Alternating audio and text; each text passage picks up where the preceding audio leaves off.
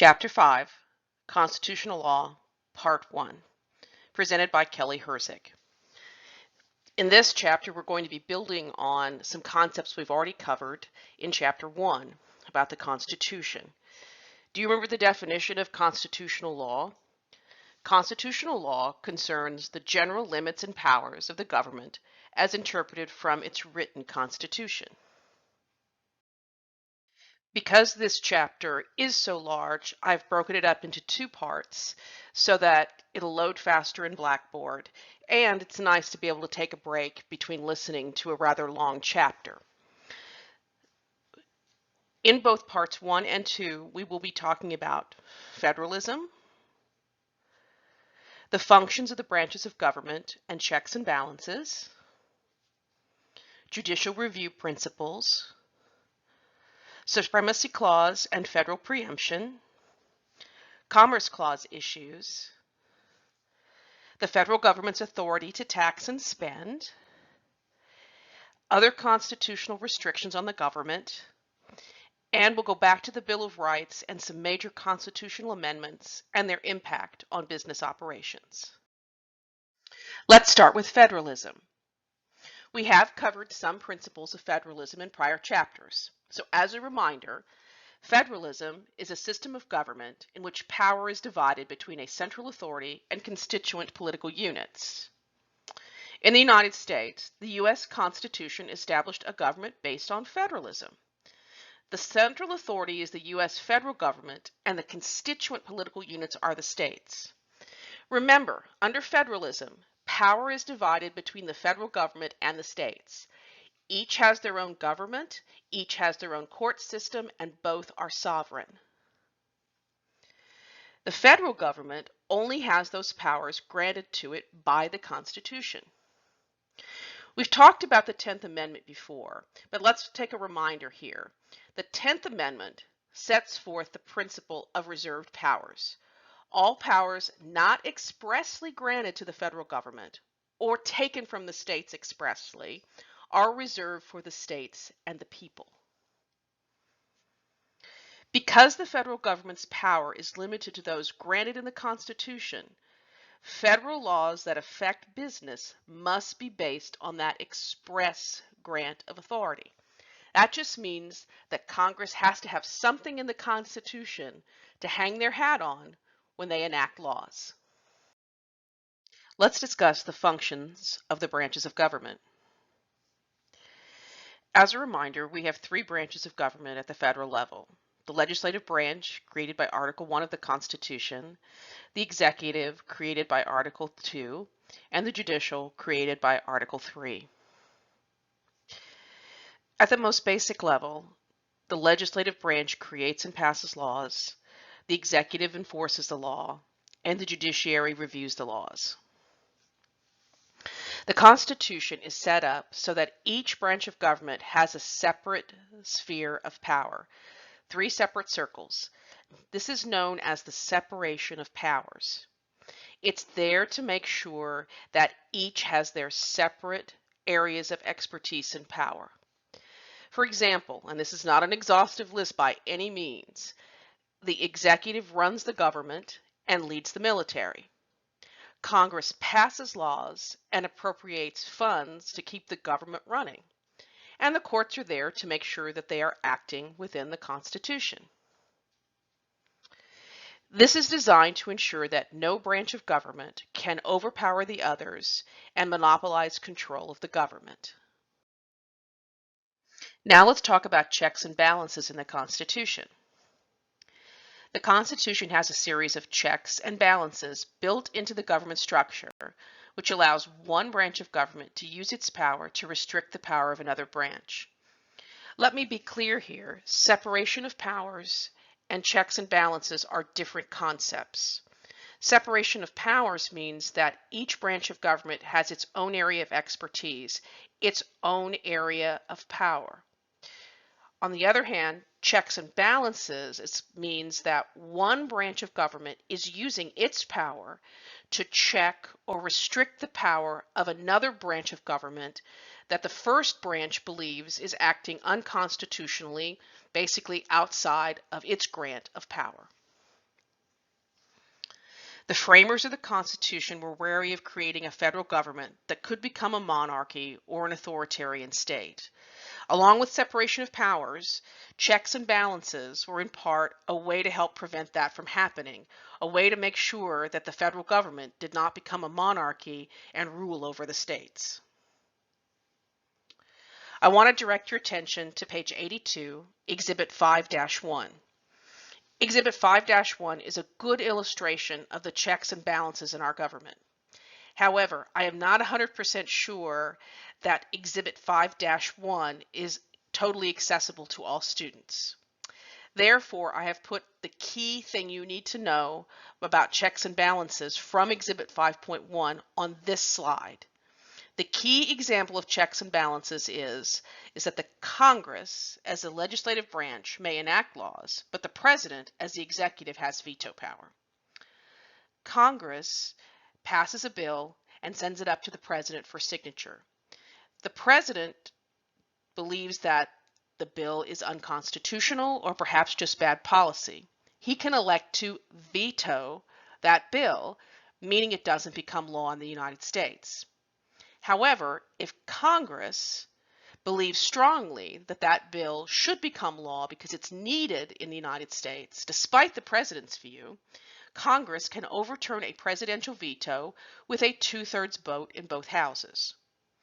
Now, while Congress can pass laws and the President can sign those laws, the judiciary can review those laws and declare them unconstitutional. This is your big hint that this key example of checks and balances is what you need to know for testing purposes. As I just mentioned, one of the key checks and balances that the judicial branch has is to review laws to determine if they're constitutional. This is called judicial review. Importantly, you need to know that the Constitution does not explicitly state that the judiciary has the power to review legislative and executive actions to determine if they are constitutional. Read Article 3 that creates the judiciary. Nowhere does it expressly create the power of judicial review. Now, you might think back a few slides to the concept of federalism, where we were talking about the idea that the federal government cannot act unless there is an express grant of authority in the Constitution. So you might be asking yourself about now, well, if it's not in the Constitution, how does the judicial branch have the power to use judicial review? Judicial review, which is the power to review laws and actions for constitutionality, was actually established in early common law. The common law in the colonies before the Constitution was even enacted. The power of the judiciary to conduct judicial review was expressly recognized in Marbury v. Madison, a landmark United States Supreme Court case decided in 1803. The court basically noted that if a law is contrary to the Constitution, and both the law at issue and the Constitution apply to the case, then the court must decide which of the conflicting rules govern the case. A hint, the Constitution is always going to win. But this is the core of judicial review. Now, I want you to remember Marbury v. Madison. Rarely do I ask you to remember the name of a case for testing purposes. I'm usually much more interested in you understanding the concepts expressed in a specific Supreme Court case than I am the name of the case. But Marbury v. Madison is such an important case, you actually need to know the name of the case. Without judicial review, the courts would lack a major check on the legislative and executive branches, leaving them free to act and pass laws contrary to the Constitution. Judicial review also permits the review of lower court decisions for constitutionality by higher courts. For example, the U.S. Supreme Court will review for constitutionality decisions of the circuit courts. The circuit courts review for constitutionality the decisions of the trial courts, the federal district courts. And that's how it works. Now we're going to turn our attention to some specific clauses within the Constitution that are important to business law. The first one is the Supremacy Clause.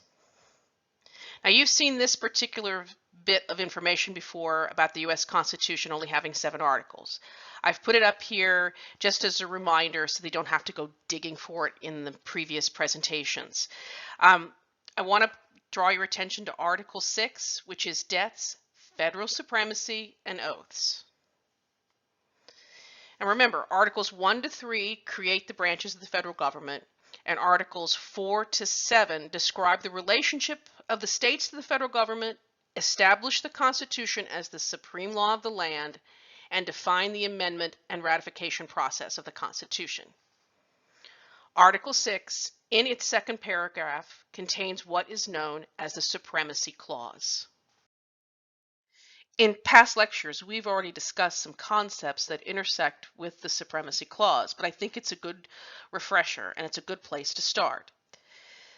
The Supremacy Clause provides that the U.S. Constitution is the supreme law of the land, any law or constitution in a state notwithstanding. That's the actual language from the Constitution. What that means is that due to Article 6, federal law is higher than state or local laws. If a state or local law conflicts with a federal law takes precedence. Federal law wins out. A state or local law that directly conflicts with a federal law is void and unenforceable. But more often, federal, state, and even local governments have what they call concurrent authority to regulate various legal areas, such as banking or environmental compliance.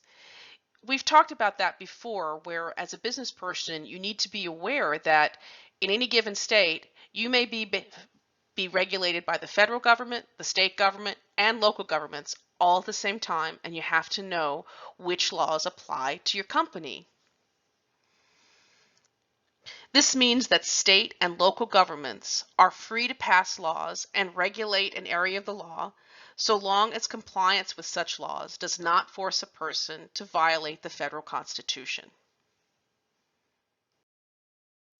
Now I want to talk about a concept called federal preemption. While states and local governments can pass laws and regulate in areas of the law where federal law also exists, they can only do so as long as they do not conflict with federal law, and they can also provide more protection than federal law, but not less. If you may recall, I talked about the Fair Debt Collection Practices Act in a previous lecture. The FDCPA provides consumers protection from harassment by debt collectors. Now, states also have an interest in protecting their citizens from harassing debt collectors. They may decide that the FDCPA, which provides the floor and not the ceiling on consumer protections, is not enough. They may decide that they want to pass more restrictive debt collector regulations than the FDCPA. They can do so as long as their statute does not expressly conflict with the FDCPA.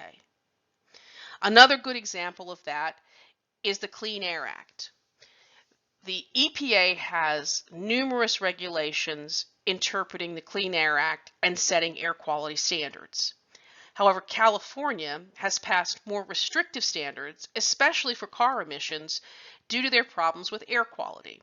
What they have done is actually created more restrictive laws that don't conflict with the Clean Air Act to better protect their citizens from poor air quality. And that's permissible because the federal government created a floor in the Clean Air Act and not a ceiling, and California's laws do not directly conflict with the Clean Air Act. Now, there are certain areas of the law where the federal government has decided to completely occupy the field of regulation to the complete exclusion of states, meaning the federal government is exclusively regulating that area of the law. This doctrine is known as federal preemption. It's when the federal government completely occupies the field of regulation and states can't pass laws in that area. The U.S. Supreme Court has identified 2 general ways federal preemption of state and local laws can be determined: express or implied preemption. Express federal preemption is easier to identify than implied federal preemption. Express federal preemption occurs when a federal statute explicitly states within the statute itself that it is preempting state law in whole or in part. For example, the Employee Retirement Income Security Act of 1974, generally known as ERISA, expressly contains language in the statute itself that states that ERISA displaces or preempts state law with respect to certain employee benefit retirement plans described in the statute itself. Implied federal preemption is more difficult to identify, and there's much more litigation, obviously, in implied federal preemption.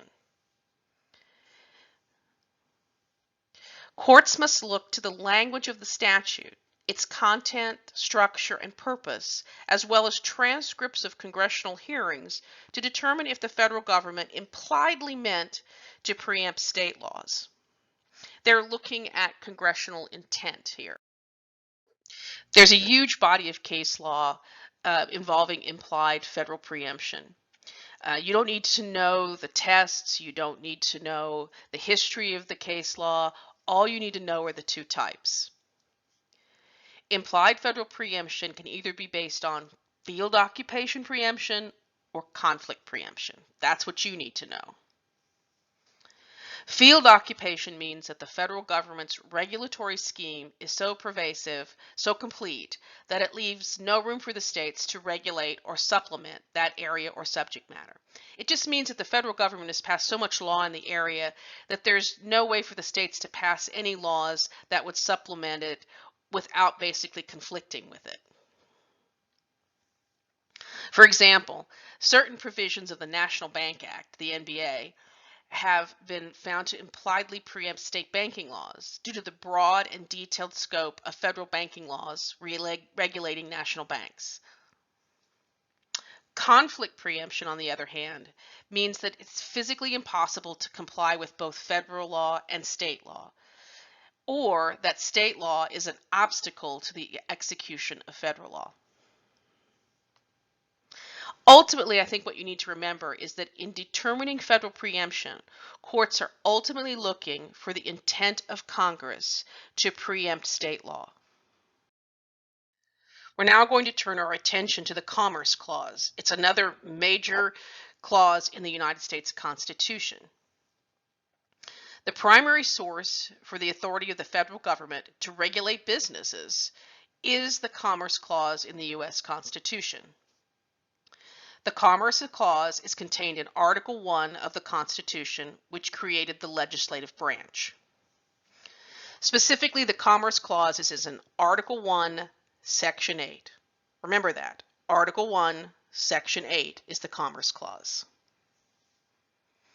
It authorizes Congress to regulate commerce with foreign nations, to regulate commerce among the states, and to regulate commerce with Native American tribes.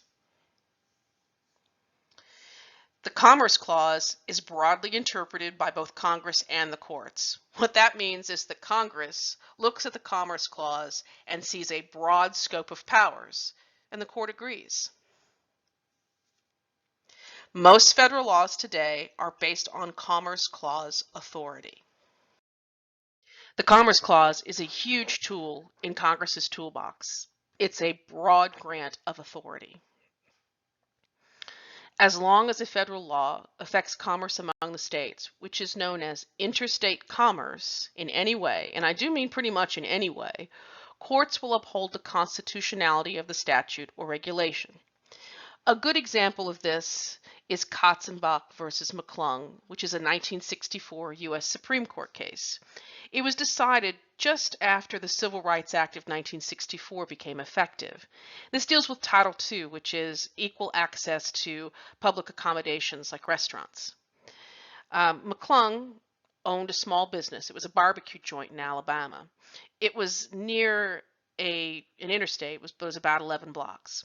He's a small business owner, and he argued that Title II shouldn't apply to him because all of his business was done within the state of Alabama, and any interstate commerce was so minuscule, so small, that it's not fair to apply Title II to him, and so that he shouldn't have to serve African Americans in his restaurant. The Supreme Court unanimously disagreed with that position, and they looked at the Commerce Clause as a broad grant of power to Congress. And basically what Congress did in Title II was Congress used its commerce power to forbid racial discrimination in restaurants, as it was a burden to interstate commerce, and the Supreme Court upheld it.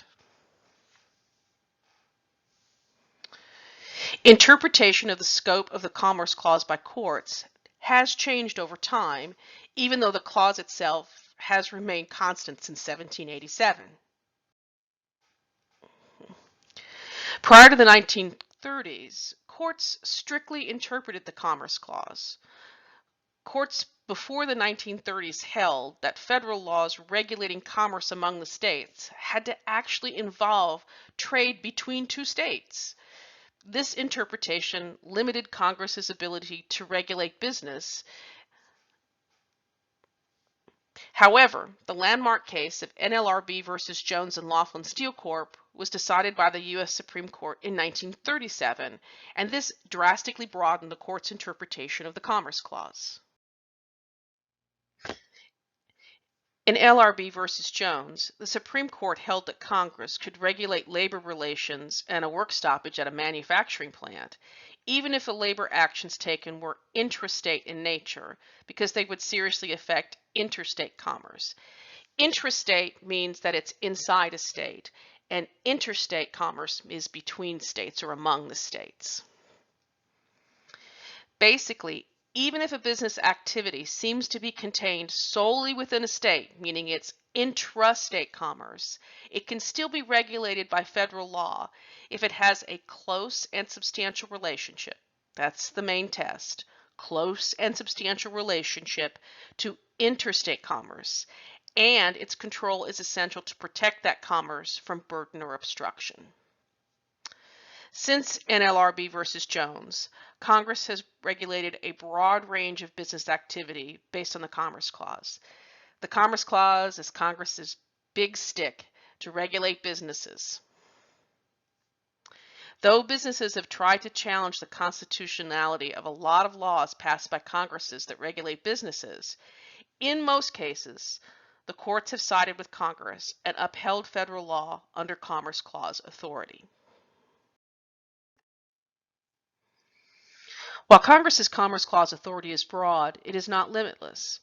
In recent years, the Supreme Court has issued a series of opinions that have restricted Congress's use of the Commerce Clause in certain circumstances.